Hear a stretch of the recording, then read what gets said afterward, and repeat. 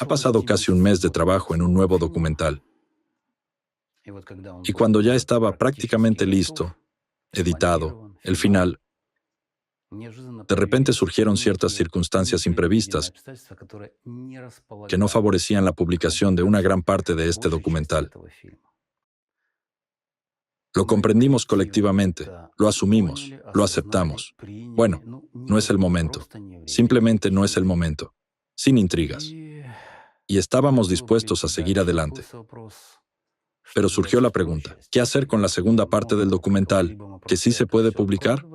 ¿O bien lo aplazamos todo y nos dedicamos a los siguientes proyectos?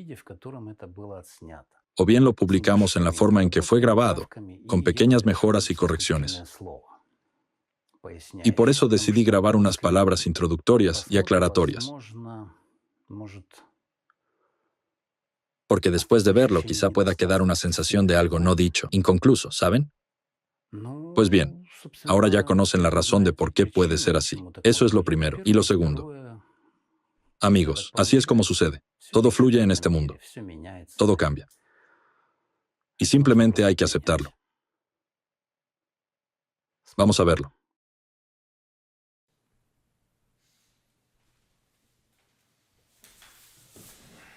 Hola.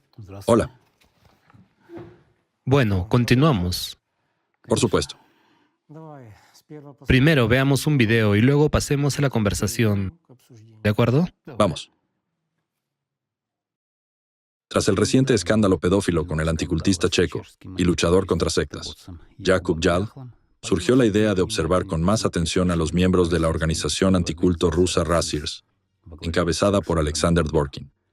Razzirs lleva mucho tiempo apareciendo en el ámbito de los conflictos religiosos y sociales. Cuanto más profundizas, más preguntas nuevas surgen. Como se suele decir, no hay humo sin fuego. Todo fenómeno tiene sus causas. E incluso los rumores tienen una base. Existe un lobby pedófilo en las estructuras de poder rusas. De vez en cuando, políticos influyentes lo mencionan, pero el tema es tabú, y se entiende por qué. Hemos recopilado lo que existe en fuentes abiertas. No es mucho, sí, pero incluso estas migajas de información dejan una sensación extraña, como si accidentalmente hubieras levantado el telón y visto algo en lo que cuesta creer. El primer caso que encontramos ocurrió en 2013 con un miembro de Razzirs y de Fekris, Vyacheslav Naumov. Él pertenece al departamento misionero de la eparquía de Novosibirsk de la Iglesia Ortodoxa Rusa, que se encuentra bajo la dirección de Alexander Novopashin. Los activistas que luchan contra la pedofilia en Novosibirsk afirman que en sus manos cayó un sacerdote. El contacto se inició en Internet. La conversación fue iniciada por un hombre que posteriormente se presentó como protohiereo. Los autores del video nos contaron por teléfono algunos detalles del encuentro. Él me llamó y me preguntó qué iba a beber de alcohol. Yo le dije que no bebo bebidas fuertes, que bebo vino, que comprara vino. Él compró 2 botellas de vino. Nos encontramos en la Plaza Lenin. Pero, admitámoslo, si solo hubiera querido hablar, no habría comprado vino. Los miembros del grupo afirman que el clérigo sabía que iba a reunirse con un menor de edad. Sin embargo, cambió sus planes al ver la cámara de vídeo. Según sus palabras, decidió encontrarse con el adolescente para mantener una conversación preventiva y planeaba llevarse la botella de vino a casa. El protagonista de este vídeo es efectivamente un servidor de la iglesia. Esto nos fue confirmado por la metrópolis de Novosibirsk. Hoy sus representantes se familiarizaron con el contenido del vídeo, pero por el momento no lo comentan hasta esclarecer todas las circunstancias. Sirvo en la catedral de Alejandro Nevsky, protohiereo Vyacheslav Naumov. Me reuní con el chico para ver cómo vive y hablar con él, mantener una conversación educativa. Eso es todo. ¿Por qué escribes a niños? ¿Por qué te registraste en Mamba, en un sitio de citas? ¿Para qué lo hiciste, si tienes familia? Esa es otra cuestión. ¿Pero para qué? Esa es otra cuestión. ¿Para mantener conversaciones educativas con todos?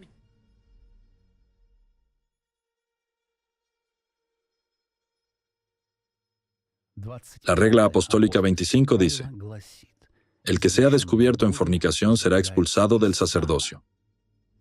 Al ver estas fotos, parece que Naumov no fue expulsado. Parece que las reglas apostólicas no son para Razzirs. El segundo caso es nuevamente Razzirs. El jefe del departamento misionero de la diócesis de Almetievsk, en Tartaristán, el protohiereo Andrei Strepkov, fue declarado culpable de violar a una alumna de 12 años, de la escuela dominical. Recibió 13 años de prisión en un régimen estricto. En la red también hay fotos de Alexander Dvorkin con el egúmeno Christopher Bajabov, quien, según fuentes, cumple hoy una condena por pedofilia en Australia. Otra señal extraña. Hace relativamente poco, apareció en las redes sociales rusas una captura de pantalla de un foro anónimo en el que se debatían acontecimientos ocurridos hace 15 años. Cito: "Atendimos por la noche un banquete en el sector privado cerca de San Petersburgo para unas 30 personas", escribe alguien. Nos dijeron enseguida que habría invitados importantes después de una gran conferencia, entre ellos Dvorkin, el ministro de Justicia y algunos extranjeros más. A las 12 de la noche les llevamos comida y mucho alcohol. Cuando descargaba las últimas cajas, vi que 2 minibuses entraban en el patio. De ellos salieron niños de entre 8 y 12 años, no más. Y un cura con sotana salió con ellos y los llevó dentro por otra entrada. Mi pregunta es, ¿qué demonios hacen unos niños en una borrachera nocturna? ¿Un coro infantil para cantar canciones religiosas por la noche a estos borrachos? Respuesta de un usuario del foro: "Vaya, ¿y por qué miman tanto a los extranjeros?".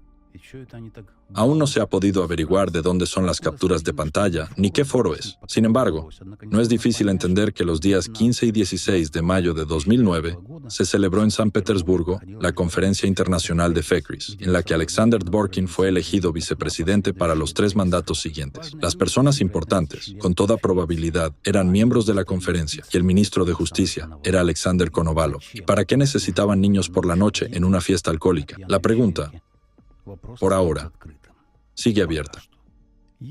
Otra historia salió a la superficie hace aproximadamente un año. Es una historia extremadamente enrevesada y más bien parece un pozo en el que iremos descendiendo paso a paso, sin garantías de que al fondo nos esperen respuestas. Hace alrededor de un año apareció en Internet un archivo. Lo publicó un grupo enigmático llamado Paolo Catani.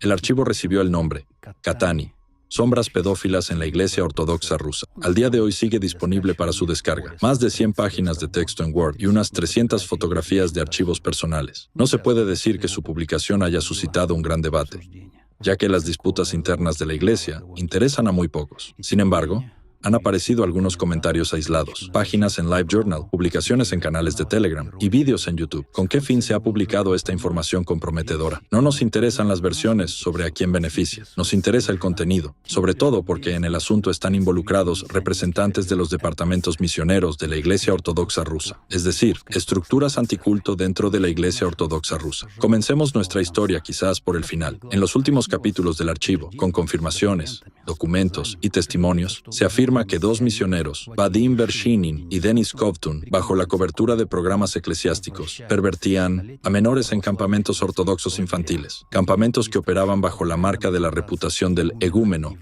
Evmeny Peristov, creador del llamado Curso Alfa del programa misionero, destinado a acercar a los jóvenes a la fe. El proyecto existió entre 2006 y 2010, bajo el patrocinio del Departamento Misionero del Patriarcado de Moscú.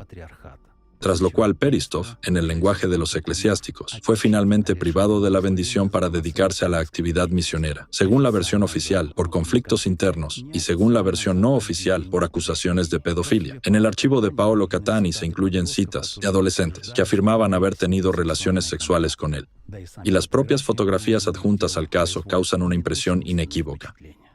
Además, en el material de Catani se menciona un episodio trágico, la historia de un adolescente que, según los autores, se suicidó tras mantener una relación íntima con Evmeny Peristov. Pero volvamos a Vershinin y Kovtun. Sus relaciones homosexuales no suscitan dudas. Pero lo más curioso es otra cosa. Según el material de Catani, ambos mantenían una relación extraordinariamente estrecha con el famoso misionero de la Iglesia Ortodoxa Rusa, Oleg Stinyaev, quizás uno de los luchadores más famosos contra las sectas y cultos después de Dvorkin. En particular, Vadim Vershinin sirvió como monaguillo para él desde una edad temprana. Y según afirman el grupo Paolo Catani y el bloguero Piotr Mironov, y no solo ellos, por cierto, fue precisamente Oleg Stinyaev la persona que involucró por primera vez a Vershinin en relaciones sexuales cuando éste aún no había alcanzado la edad de consentimiento. Anteriormente, declaré en mis grabaciones de vídeo que supongo que el padre Oleg Stinyaev tenía algún tipo de relaciones extrañas con chicos en el pasado, cuando eran jóvenes. Y ahora el padre Oleg intenta por todos los medios presentarme como un calumniador. Pero el asunto es que tengo una gran cantidad de testigos que también han escuchado repetidamente cosas similares sobre el padre Oleg. Hay personas que incluso lo mencionaron en círculos eclesiásticos anteriormente. Y estas personas no son una sola. Son muchas personas diferentes que no se conocen entre sí, pero dicen lo mismo. El texto de Paolo Catani dedica una atención especial a la controvertida figura del anticultista Oleg Stinyaev.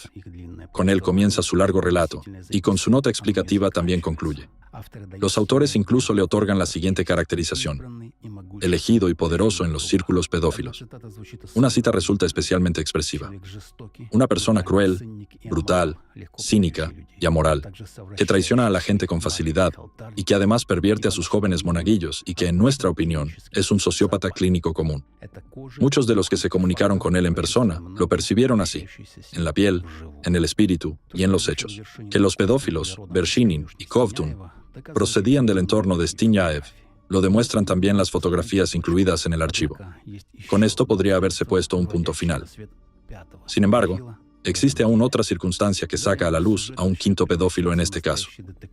A partir de aquí, nuestra historia comenzará a transformarse en un auténtico relato detectivesco, que solo abordaremos parcialmente para no desviarnos del tema principal. Oleg Stinyaev mantenía una estrecha relación con el sacerdote anticultista Danil Sisoev, asesinado en 2009, así como con su familia, su esposa Yulia y sus 3 hijas, Justina, Dorofeya y Angelina. En aquella época, Stinyaev y Sisoev tenían un buen amigo en común, Sergei Stanilovsky. Se rumorea que antes de integrarse en la iglesia, pertenecía a una secta satánica. Más tarde se convirtió en feligrés y discípulo espiritual de Danil Sisoev. En noviembre de 2009, fue precisamente Stanilovsky quien presenció el asesinato de Danil Sisoev. Los disparos resonaron en el interior de la iglesia. Stanilovsky afirmó que se había escondido para salvar su vida. Ya un año después, se casó con la viuda del sacerdote, Yulia Sisoeva. Obtuvieron los derechos para publicar el legado literario del difunto misionero. Se enriquecieron y se mudaron a vivir a Estados Unidos. Y ahora, muchos años después, se han dado a conocer los espeluznantes detalles de su vida familiar. El padrastro, Sergei Stanilovsky, según se supo, obligaba a 3 hijas adoptivas a participar en juegos sexuales perversos. Y esto ocurría, según afirmaban las niñas, con el conocimiento y consentimiento de su propia madre. Así, en esta historia aparece ya el quinto implicado, acusado de pedofilia. Cuando las hijas crecieron y huyeron de casa una tras otra, comenzaron a hablar públicamente sobre lo que habían vivido. Dieron entrevistas y se dirigieron a los periodistas para dar la máxima publicidad al caso. La directora Elena Pogrebitskaya rodó 3 documentales sobre ellas. Pidieron ayuda a un viejo amigo de la familia, Oleg Stinyaev, pero, en lugar de apoyarlas, Stinyaev inesperadamente salió en defensa de Stanilovsky cuando éste fue arrestado en Rusia por sospecha de pedofilia. Celebró una misa en la iglesia por la liberación del preso Sergei, y poco después, casi milagrosamente, Stanilovsky fue puesto en libertad, tras lo cual abandonó inmediatamente el país. Hoy, según informaciones de los canales de Telegram, las 3 hermanas se encuentran en una aguda confrontación con su madre y su padrastro. La mayor de ellas está tratando de conseguir que se vuelva a investigar las circunstancias del asesinato de su padre, Danil Sisoev. Bueno, y en el archivo de Paolo Catani queda otro detalle: una vieja fotografía. Oleg Stinyaev, junto a Alexander Dvorkin. Investigando la historia oscura de los activistas anticulto, nos topamos con otra señal, esta vez procedente de Ucrania. Se encontró una captura de pantalla de un foro en la que se decía que un estrecho colaborador de la anticultista Irina Kremenovska, Alexei Sviatogor, conocido maltratador y asesino de animales callejeros, en los años 2010 a 2012, cito, Sviatogor solía visitar cierto orfanato, donde alquilaba para sexo a niñas menores de edad, pagando con sumas ridículas y comida. El orfanato del que se habla se encuentra, de manera aproximada, en la región de Kiev. Y por último, realizamos una breve entrevista a una persona a la que también le interesa el reverso de Razzirs. Tuve la oportunidad de hablar con uno de sus antiguos alumnos y me contó un episodio en el que fue a ver a Dvorkin y este tenía allí a otro representante de algún movimiento religioso. Estaban conversando y en un momento dado mi fuente dice que Dvorkin muestra un video. En el video, una niña pequeña dice: a juzgar por su aspecto, recién nacida, muy pequeña, aparece sin ropa, es decir, completamente desnuda, y en este video alguien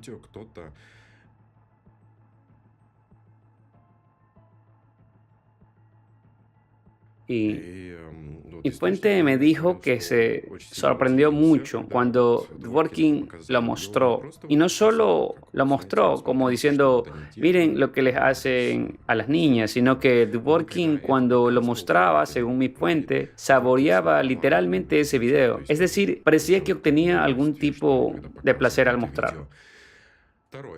Lo segundo me contó un especialista en estudios religiosos que conocía a Dworkin, que se había enfrentado a él en los tribunales, intentó oponerse a él de alguna manera y me contó un episodio de su vida. Dijo, yo trabajaba en el Consejo Supremo, eran los años 90 y en el edificio de al lado trabajaba Dworkin. Un día una compañera se me acercó y me dijo, en el edificio de al lado hay un tal Alexander Leonidovich Dworkin y quiere conocerle. Le interesa su actividad como especialista en estudios religiosos y el catálogo de movimientos religiosos de Rusia en el que está trabajando. Allí entablaron una larga conversación al principio sobre el catálogo de organizaciones religiosas y luego, más hacia el final, la fuente me contó lo siguiente. Dice que Dworkin ya había empezado a hablar de unos nuevos movimientos religiosos, a los que él llama sectas, y dijo, ¿quiere ver? Tengo pornografía infantil sobre tal movimiento. Y ahí mi fuente, el especialista en estudios religiosos, se quedó sin palabras. Dijo, no, gracias. Yo me dedico más al estudio de las religiones. La pornografía infantil no me interesa mucho. Y después, más tarde, este especialista en estudios religiosos descubrió que en realidad esta pornografía infantil no tenía mucho que ver con este movimiento religioso.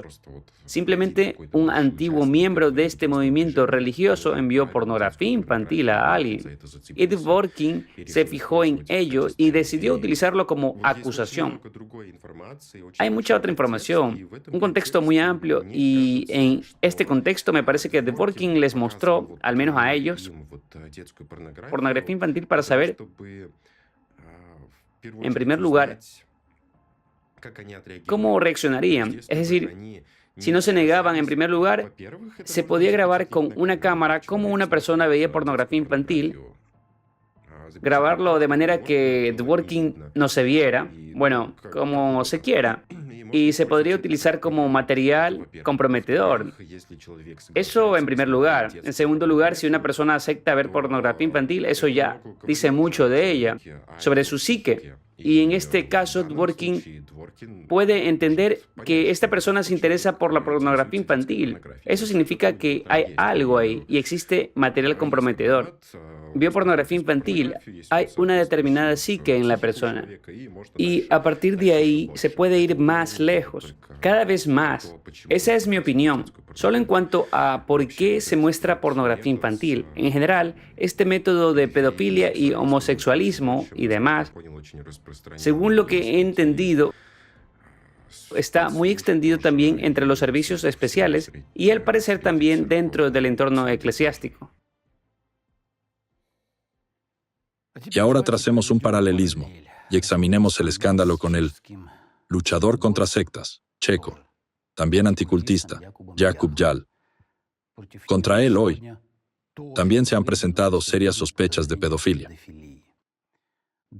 2 equipos periodísticos independientes, lo recordaré, estuvieron en Tanzania, donde grabaron entrevistas con víctimas y testigos. A partir de estos materiales se publicaron 2 documentales. Aquí es necesario hacer una pequeña aclaración. No salieron 2, sino que en total ya se han publicado 4 documentales sobre Jakub Jal, el último de ellos hace muy poco tiempo. En respuesta, Jakub Jal comenzó de manera burlona a atacar a los periodistas, a humillarlos y a afirmar que no había hecho nada de eso, que no recordaba nada, amnesia. O, dicho de otro modo, empezó a gritar, ¡al ladrón! Citaré sus palabras de una de las entrevistas. Alatra, mediante falsas acusaciones de pedofilia y violación, destruye a sus críticos. Es una nueva técnica que utilizan las sectas.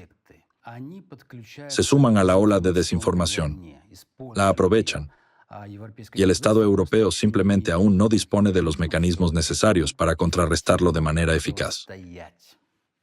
Escucha, es absurdo. ¿Y qué hicieron en realidad los voluntarios del Movimiento Internacional Social Alatra? Vamos a analizarlo.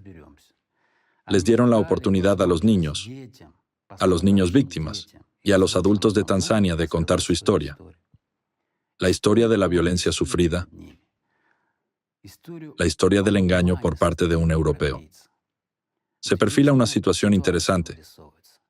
Hay víctimas, hay testigos presenciales, pero no hay investigación. Existe la Convención de Lanzarote, que Chequia ratificó en 2016, pero no hay ni el más mínimo indicio de que se vaya a aplicar.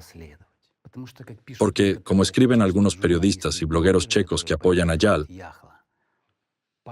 la policía decidió que todo esto es una invención. ¿Y en base a qué decidieron eso? Es así que es una buena pregunta. Mira, hay dos documentales realizados por personas diferentes, Chequia y Kazajistán. Y hay una decisión no formalizada de alguien en Chequia de hacer la vista gorda ante esto. Además, existe la decisión de alguien de contraatacar, acusando de difamación a los voluntarios que dieron la oportunidad de expresarse a niños y adultos de Tanzania, diciendo que los tanzanos mienten deliberadamente porque son de Tanzania. ¿Es así como resulta entonces? ¿Acaso son personas de una categoría inferior? Yo también tengo una pregunta. ¿Esto es racismo? ¿O mienten porque Alatra lo montó todo? Perdona, pero inicialmente a Jakub Jal lo acusaron personas de la misión de voluntariado en África. No eran de Alatra. Ellos decidieron contar su historia sobre cómo fueron engañados, cómo Jakub Jal los estafó. Y Alatra les dio esa posibilidad. Les dio la oportunidad de expresarse. Pero es muy importante señalar que Jakub Jal no es una víctima de Alatra. Yo grabé un video sobre Jakub Jal hace 3, casi 4 años. Está disponible públicamente en YouTube.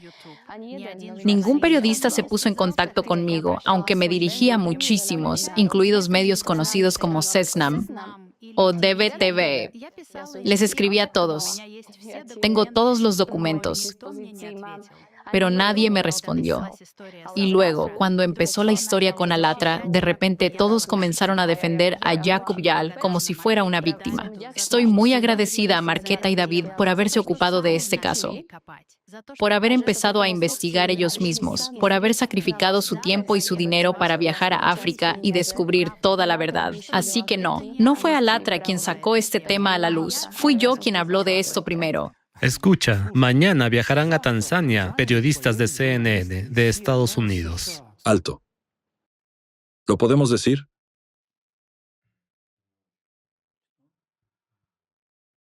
Vamos a hacerlo sin CNN. Mañana irá a Tanzania Al Jazeera.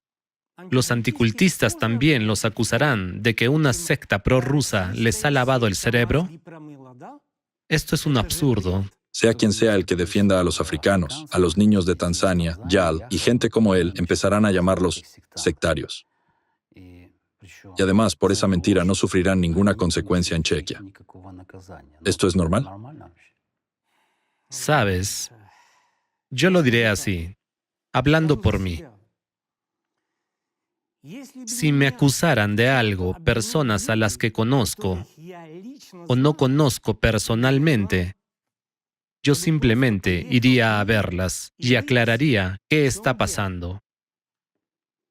Así es como debería ser.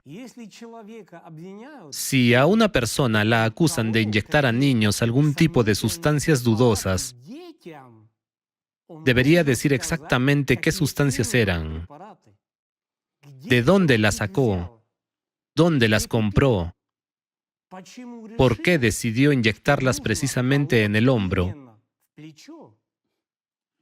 y por qué decidió, en general, inyectárselas a niños. ¿Es acaso médico? ¿Entiendes la lógica? ¿Puedes describir lo que hizo cuando se comportaba mal? ¿Qué hizo exactamente? Nos tocaba así. Y aquí nos pinchaba con algo afilado. ¿Pinchaba con algo afilado? ¿Qué estaba haciendo? ¿Les estaba inyectando con agujas? ¿Qué tipo de agujas? Pequeñas. ¿Pequeñas? Una persona inocente lo contaría todo con facilidad y con detalles. Pero Jakub Jal no lo hace. No dice absolutamente nada concreto.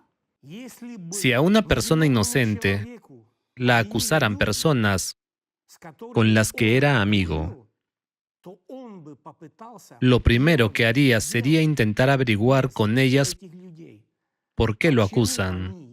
¿No es así? Él no lo hizo. Sí, no lo hizo. Y eso significa que tiene miedo. ¿Por qué no ir allí con los periodistas y aclararlo todo sobre el terreno? Esa es la cuestión. Pero Jakub Jal no va a Tanzania. Tiene miedo. Miedo de mirar a esas personas a los ojos. Tiene algo que ocultar. Entonces, está mintiendo. Por supuesto. Y a continuación, se impone otra conclusión. Que en Chequia, o fuera de ella, existen ciertas fuerzas políticas, que intentan sacarlo de esta situación.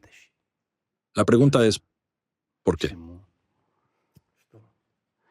¿Por qué intentan rescatarlo? ¿Por qué intentan blanquearlo? ¿Tal vez sabe algo? ¿O es un manipulador tan genial como Dworkin que engaña a todo el mundo? No. Yo creo que cualquier persona que piense con normalidad ya empieza a comprender quién es realmente este Jakub Jal. Escucha, es un drogadicto. Tiene un trastorno bipolar de la personalidad. Él mismo lo ha reconocido. Eso aparece en el documental. Por cierto, Dworkin y Jal tienen el mismo diagnóstico. La misma inclinación hacia las perversiones sexuales, pedofilia y coprofilia, según se desprende de los documentales. Más bien, en Chequia tienen miedo al escándalo. Y por eso pisan los valores democráticos. Esto de todos modos saldrá a la luz. ¿De verdad no lo entienden? Van a todo o nada. ¿Sabes? Ahora lo están presentando como si fuera un pobre desgraciado. Dios mío, una víctima. Antes de empezar a hablar de él, investigué un poco su pasado y entendí que en realidad es un auténtico provocador. Una persona de principios morales extremadamente bajos. Un mentiroso patológico, dispuesto a mentir sin el menor remordimiento. Fundador de una secta satánica. Fundador de una comunidad satánica checa. ¿Acaso eso no es suficiente? A mi juicio, es una señal alarmante. ¿Había indicios para cometer violencia sexual en África? Claro que lo sabía. Basta con mirar su pasado. Lean la resolución de su comunidad satánica que aparece en pantalla. Legalización de las drogas, legalización de la prostitución y de las orgías sexuales, legalización de la eutanasia. O esto otro. ¿Qué persona con sano juicio es capaz de poner Mein Kampf de Adolf Hitler al mismo nivel que la Biblia y el Corán? Eso es motivo de psiquiatría.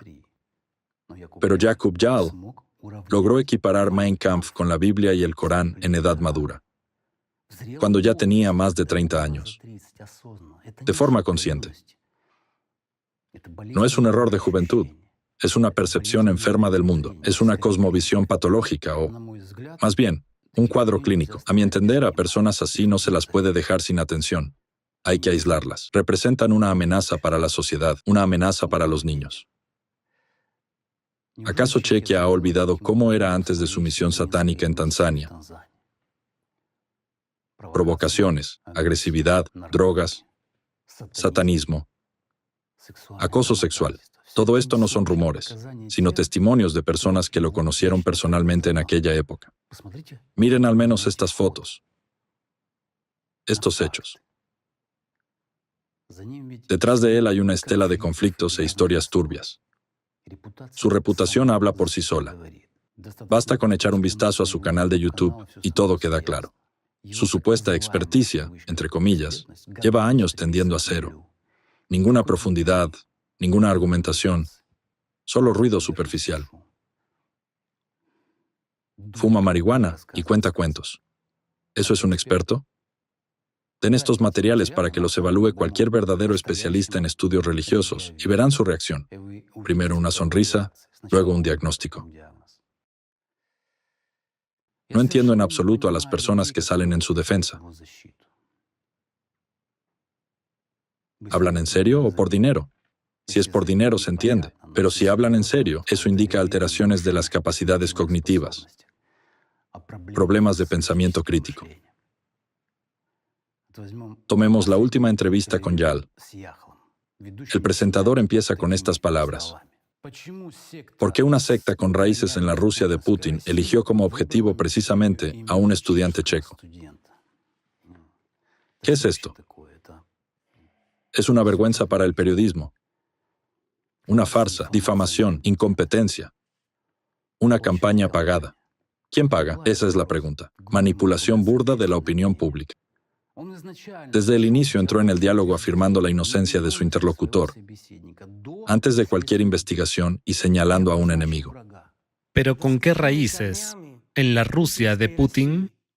¿Acaso sabe que Rusia es el único país donde el movimiento internacional está prohibido y reconocido como extremista? ¿Acaso sabe que todas las persecuciones comenzaron precisamente en Rusia? En Rusia. Con Razirs de Alexander Dvorkin, la Iglesia Ortodoxa Rusa del Patriarcado de Moscú y el FSB. ¿Acaso sabe que los voluntarios, exvoluntarios de Alatra en Rusia en este mismo momento están siendo perseguidos? Cumplen condenas de prisión, reciben causas penales y multas y huyen del país? Huyen del país, sí. Si no lo sabe y aún así lo afirma con seguridad, eso significa que es incompetente. Está engañando a la sociedad. Y en general es una técnica clásica de manipulación. Se llama el pozo envenenado. Cuando una persona es culpable y no tiene ningún argumento para su defensa, solo le queda recurrir al ataque inverso, argumentando que la propia fuente de la acusación está envenenada. En nuestro caso, es la secta prorrusa. Bueno, gracias a Dios, el caso de Jakub Jal ya ha salido más allá de las fronteras de Chequia. Recientemente se examinó en una sesión informativa en el Congreso de los Estados Unidos. Y quiero preguntar, ¿qué le ocurrirá a una sociedad a la que el anticultismo engaña? Si no conocen la respuesta a esta pregunta, miren a Rusia. Antes de que sea demasiado tarde. Tienen un ejemplo, y se lo estamos mostrando. Repiten las palabras de Dvorkin, y ni siquiera se dan cuenta de ello. Es gracioso. Pero si fueran personas inteligentes, se harían la pregunta, ¿de dónde vienen estas ideas en su cabeza? ¿De dónde viene el anticultismo en su mente? ¿De dónde surgieron estas ideas?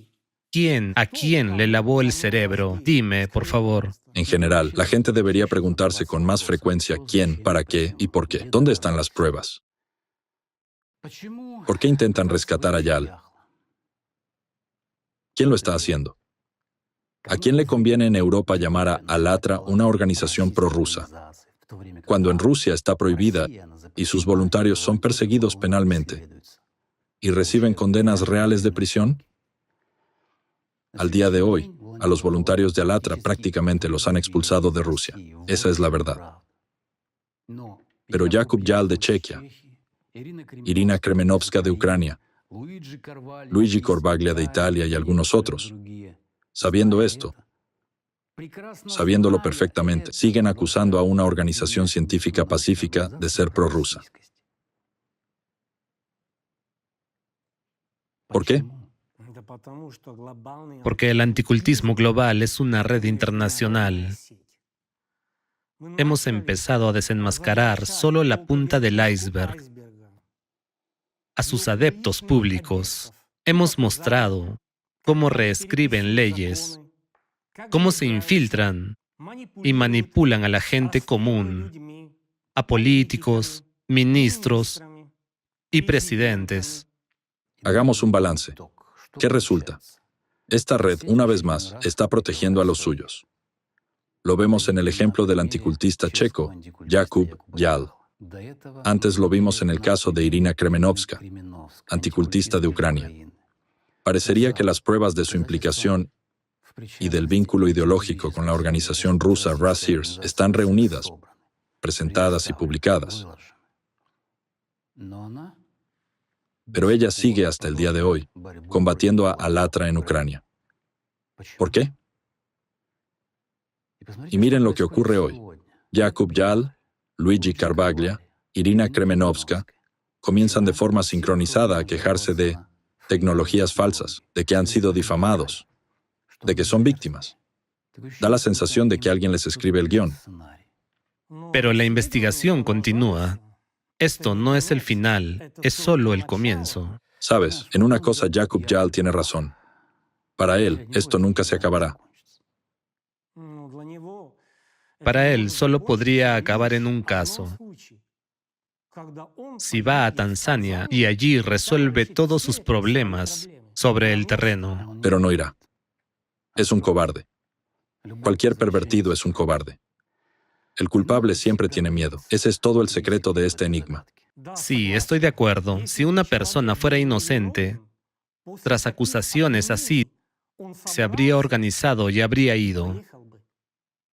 Si es un hombre de verdad. ¿Dónde ves tú a un hombre? Pues eso. Mira. Y sin embargo, todo era muy sencillo.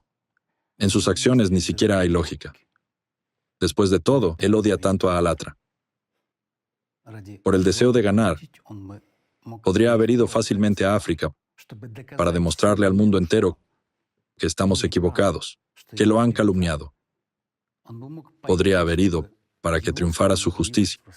Qué oportunidad tan increíble para él de hacerse famoso, ¿no? Parecería la ocasión perfecta para ascender, para aumentar su estatus de experto, para que lo conocieran, para que se hablara de él, para que en Chequia lo convirtieran en un mártir, escribieran sobre él en los periódicos y lo invitaran a entrevistas. Al fin y al cabo, eso es lo que él quiere, hacerse famoso. Pero por alguna razón no lo hace. No lo hace, sí. ¿Por qué? Ni siquiera contempla la posibilidad de ir a Tanzania. Entonces tiene miedo. No hay otra conclusión. ¿Pero miedo de qué? Si tiene razón. ¿De qué tienes miedo, Jakub? De verdad. Si tienes razón. Nosotros incluso reunimos dinero para ti y grabamos un vídeo. Lo grabamos, sí. Hay dinero para el billete. La propuesta sigue en pie. De lo contrario, resulta que estás mintiendo. Y por lo tanto, también mienten todos aquellos que se implican en tu defensa. Una magnífica oportunidad para tomar nota de todos. Analizar nuevos métodos de manipulación del anticultismo para la historia. Para esos tiempos en los que la verdad se revelará por completo. Mientras que la verdad es como el amanecer. Como el sol. Inevitablemente saldrá. Y gracias a Dios,